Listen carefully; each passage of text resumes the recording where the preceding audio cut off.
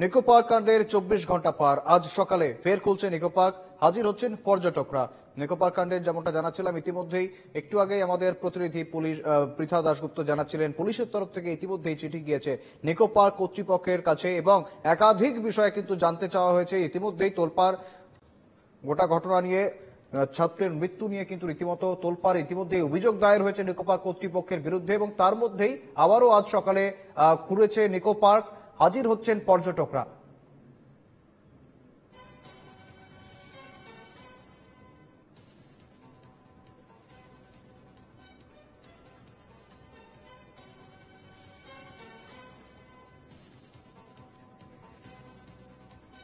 দেখতে পাচ্ছেন বৃষ্টি ভেজা সকাল এবং সেই সকালেই কিন্তু রীতিমতো আবারও খুললো নিকো পার্কের গেট। নিকো পার্ক কাণ্ডে নিকো পার্কে ছাত্রের মৃত্যুর 24 ঘন্টা পার হওয়ার পরে কিন্তু আবার খুললো গেট।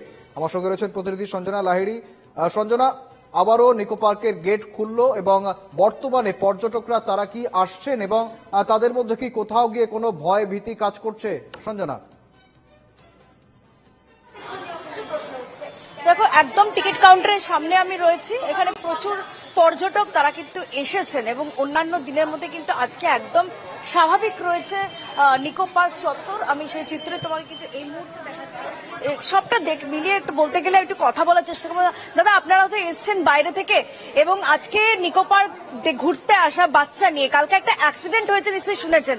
কি মনে হয় আপনার কি মনে হয়, আপনার ওপিনিয়ন?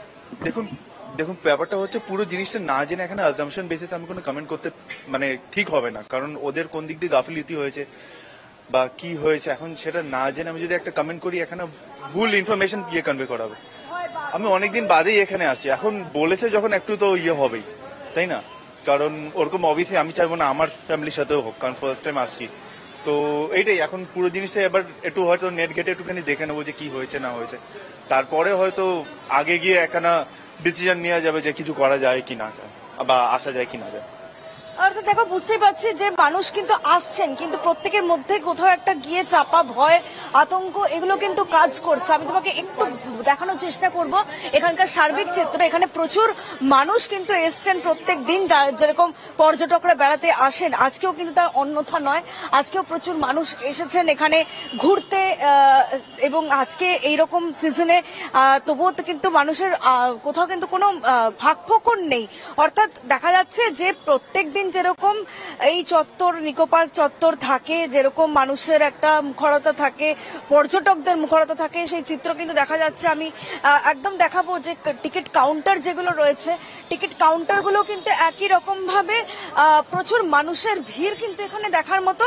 এবং প্রত্যেক এই গরম সিজনেও যেরকম ভিড় থাকে সেই রকমটাই কিন্তু আমরা দেখতে পাচ্ছি যে এখানকার সার্বিক চিত্র ঠিক সেই রকম।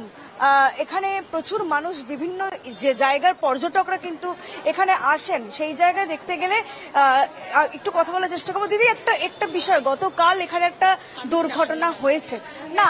হ্যাঁ, আপনাদের মধ্যে কোনো আতঙ্ক বা ভয় এগুলো কি কাজ করছে? বাচ্চা নিয়ে এসেছেন, ফ্যামিলি নিয়ে? না, কোনো ভয় করছে না, কিন্তু ভেতরে গিয়ে আচ্ছা যেটা বলছে যে এই জায়গাটা হয়েছে সেটা মনে হয় আলাদা টিকিট কেটেই করতে হয়। আচ্ছা, সেটা আমি তো জানি না, ওখানে জিজ্ঞেস করলো, ওই টিকিট কাটতে গিয়ে জিজ্ঞেস করলো। হ্যাঁ বললো।